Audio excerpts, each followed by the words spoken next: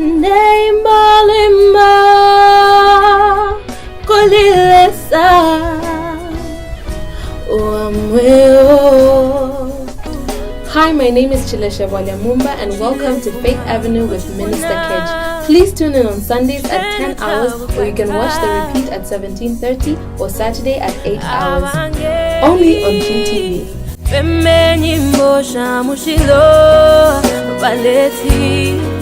Welcome to Faith Avenue, a life-changing program, and I am your brother, Minister Kedge. I'm glad that today we are really going to get into a life of a very talented man of God, a minister of the gospel, even through music, and this is no other than Brother Moses Maunda. Welcome to the program, sir.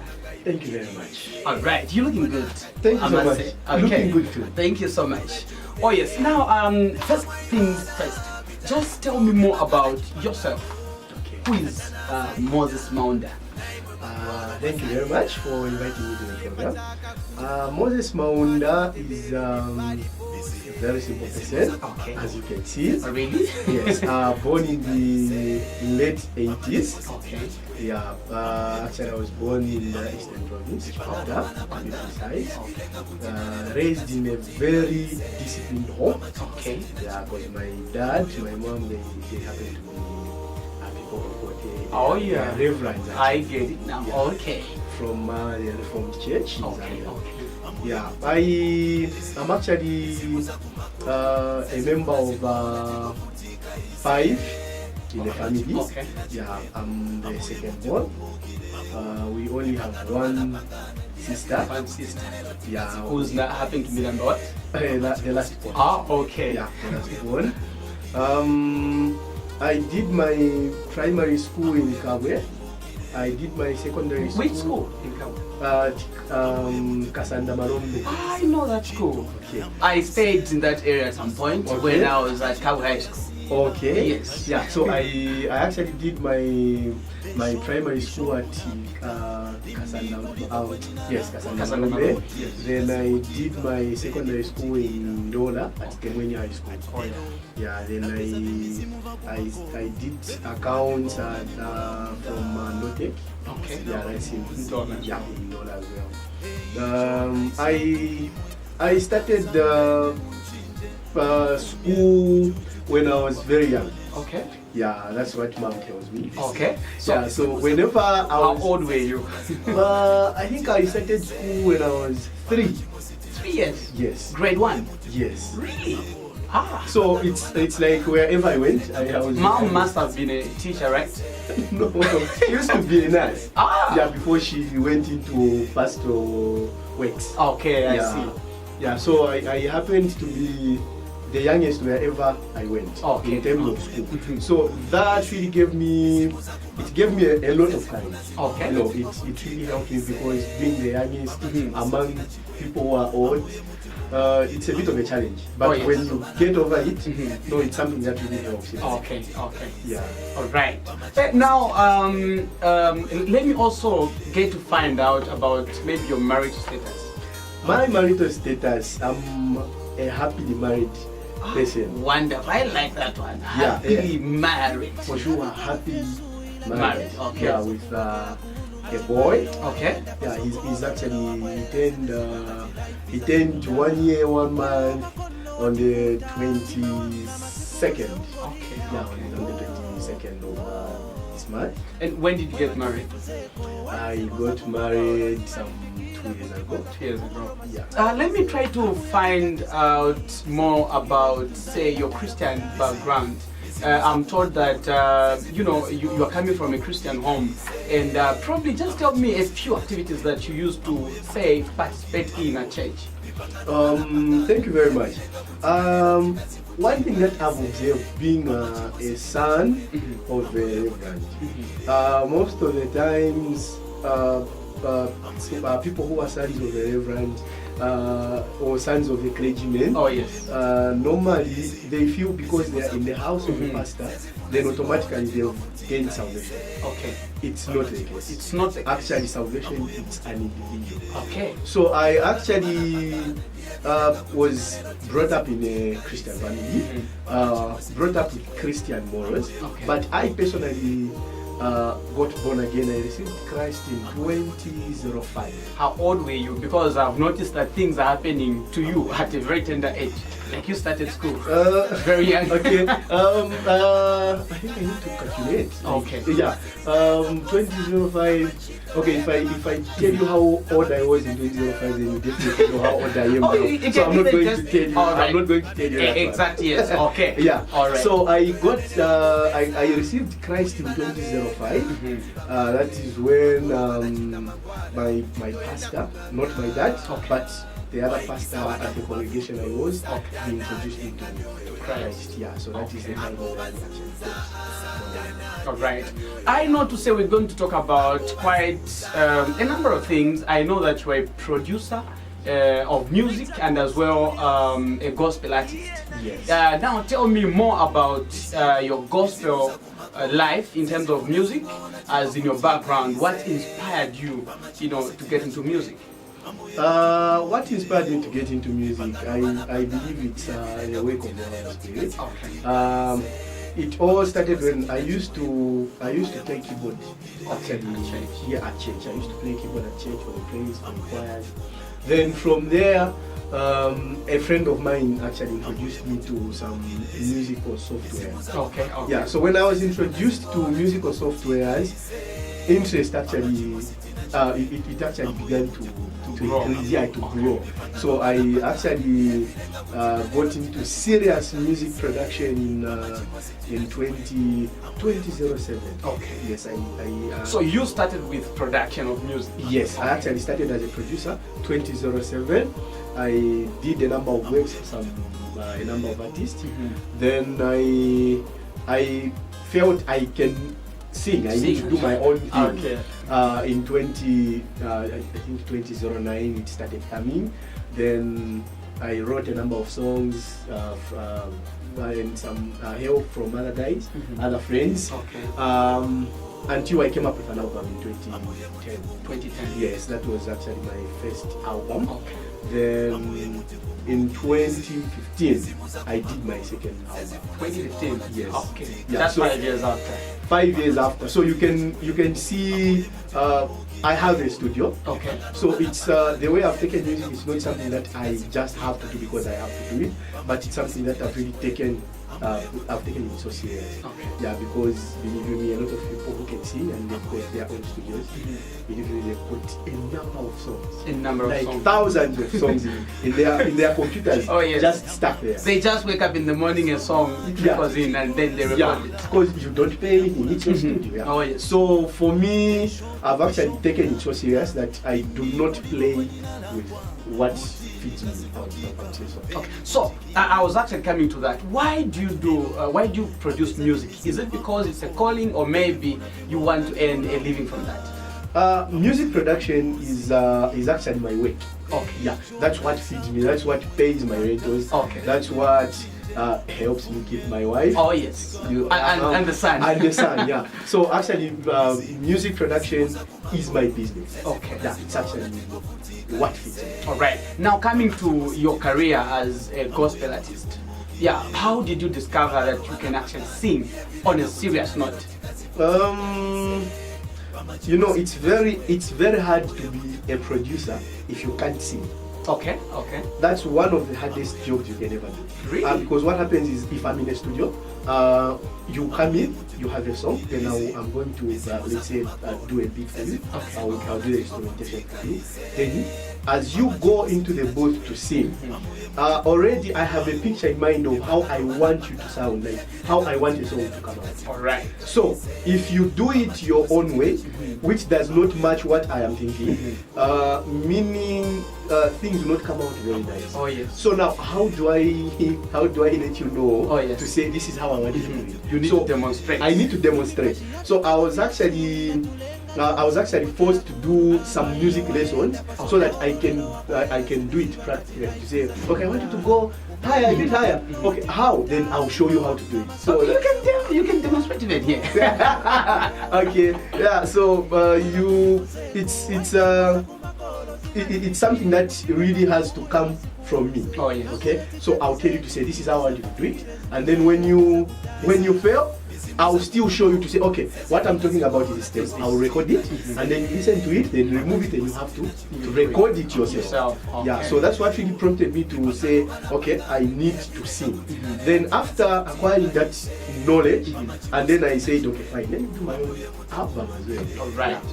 So was it this music career in you? Was it just birthed out of because you are in the studio environment, or maybe it is a call from God?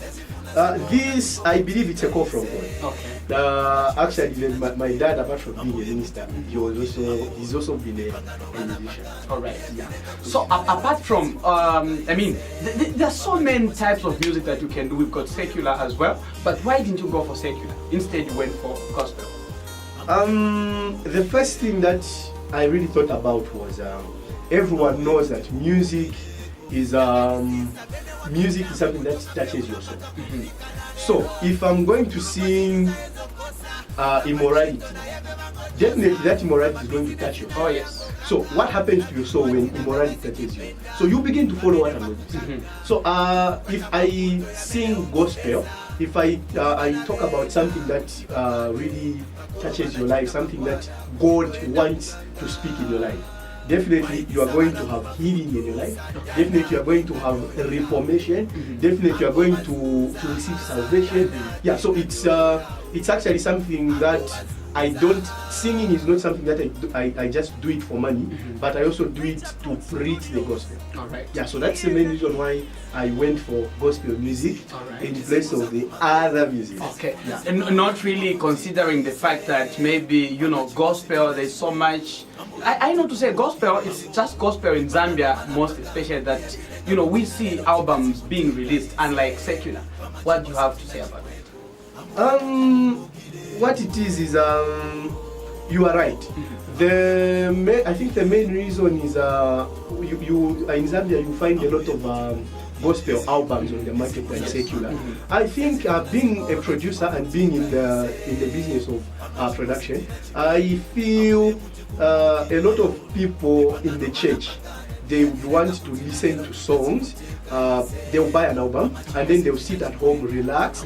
Then the songs will begin to preach to them. Oh yes. But in terms of secular, I feel a lot of people, they are not much of the message, but they are much of the person who did the song, behind the song. Okay. So they would, that's the reason I think they feel they need to go and see the person. So maybe in shows, that's where they have a lot of support, people coming. But in terms of gospel music, you need to sit down, you relax.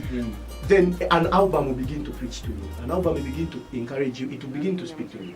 I think that's more of the reason why we've got more albums in terms of gospel music than the other type of music. All right, let's take a break. We'll be right back after this. Hello, my name is Reverend Joyce Mwaza, presenter of Words of Wisdom, Watchman, and My Secret Struggles on Radio Christian Voice.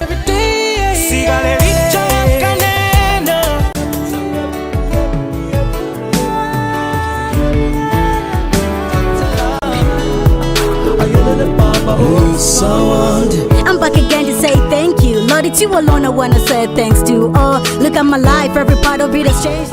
I welcome you to this fast-growing family, Faith Avenue, a life-changing program. Join Minister Cage every Sunday at 10 hours, 17:30 hours, and every Saturday at 8 hours, only on QTV. All right, we still continue with Faith Avenue, a life-changing program, and we are still discussing and getting into a personal life of Brother Moses Maunda, getting to understand his musical career and where he's come from, what he does, how much impacts lives out there. Okay, now talking about the videos, you did mention to me to say you've released 2 videos, and the first one happens to be Chalo. So tell me more about Chalo. Chalo, it's a song that talks about what is happening in the world. Okay. Yeah. In this song, I'm actually complaining. I'm actually complaining to God. To who or to God? To God, yes. You say, God, look, you created us in your own image, and we are supposed to live like you. Yes. Yeah, we are supposed to live like you.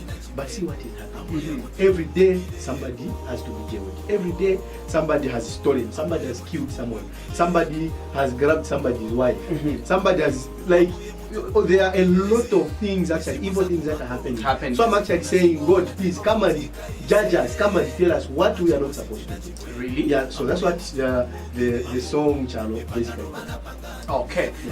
Now looking at asking God to come and judge us quickly, do you think the gospel has gone out there as it is supposed to? I don't know. If you look at the world, yes. The way people are singing right now, and the way people used to sing like 10 years ago, I don't know if it's the singing of nowadays is a bit technical. Yeah, it's more technical and it's more advanced. You know? Okay. Yeah. So basically, okay, sin is still sin. Sin remains. Yeah, it remains same. But basically, what I'm trying to say is that the evil is too much. Okay. Yeah. So the evil is too much. God should actually come and judge us. Okay. Yeah. God should actually put an end to whatever is happening. All right. And in the other video?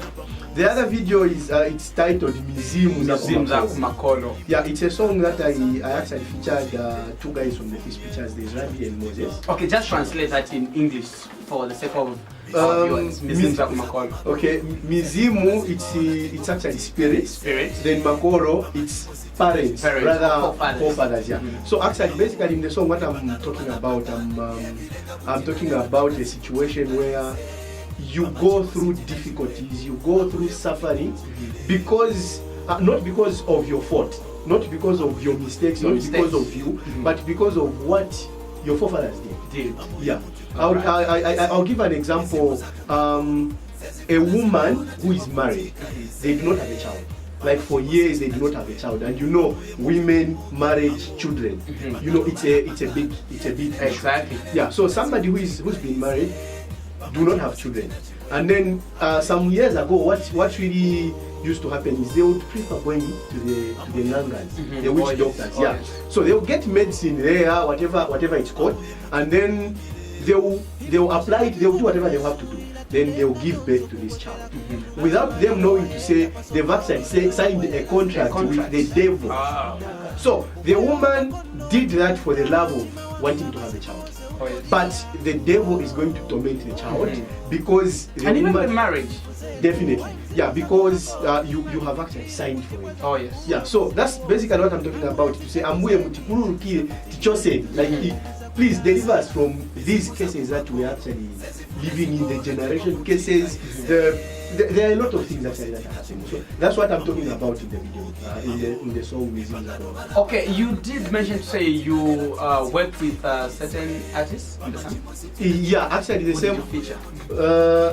I featured the Peace Preachers. Okay, there's Rabbi and Moses. So these are the two guys I actually featured from the Peace Preachers. Yeah, from the Peace Preachers. Okay, all right. And now, where do we see you, say, in the coming 2 years? In the coming 2 years, I'm actually believing for an uplift from God. All right. Yeah, because I'm actually dedicating my time to serve Him. So definitely, He has to uplift me so that I take His message, I take His word across to like everyone to see. Okay, this is what God is speaking now. All right. Let me try to find out now from you. How is the response from your fans out there? The response to my music so far, it's overwhelming. Overwhelming. I'm actually very happy with how fans are responding to my music, because it's the type of music where I'm actually speaking what is happening, and that's where God has actually delivered. So far, the response is overwhelming. Okay. Any intentions of going international? Of course. Of course, yeah, of course. God is actually blessing. Yeah, so we actually going international. All right. Yeah. All right. So we've looked at so many things regarding his career and regarding the path even as a Christian. And I know that what we've discussed here has really touched you and blessed you in one way or the other. So let me just ask you to give us your closing remarks. Okay, thank you so much. My closing remarks are that a life without Christ, it's lifeless. Oh yes. So whoever has not received Christ, this is your opportunity. It might be your last chance, but you need to receive Christ. Oh yes. And then those who've received Christ, hold on to Him, because He is your everlasting solution. Oh yes. Yeah. And then keep on supporting them.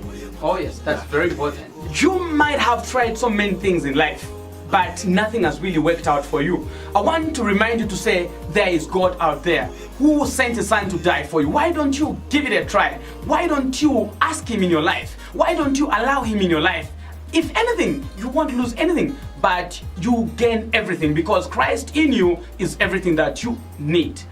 May God bless you. This has been Faith Avenue with your minister, Minister Cage. See you next week. Shalom, shalom.